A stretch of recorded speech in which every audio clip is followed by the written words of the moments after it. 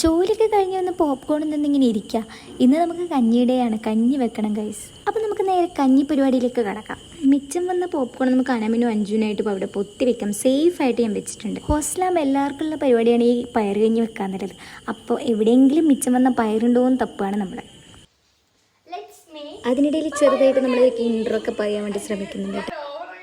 അപ്പോൾ ഇതിനായി നമുക്ക് ആവശ്യമുള്ള സാമഗ്രികൾ: ഒരു കുക്കർ, പിന്നെ കുറച്ച് പയറും കുറച്ചരിയും. എന്താണെന്ന് വെച്ചാൽ സംഭവം ചെറുതായിട്ട് പാളിയിട്ടുണ്ട്. അരിയിട്ടിട്ട് നല്ലോണം ആയിപ്പോയി.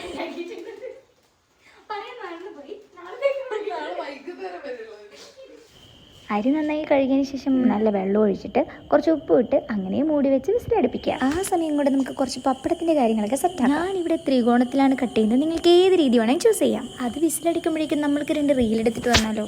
അങ്ങനെ കഴിക്കാനാകുമ്പോഴേക്കും നമ്മൾ ചൂട് പപ്പടവും ഇവിടെ റെഡിയായി. ഞാനൊക്കെ കാര്യം കാണിച്ചു തരാം.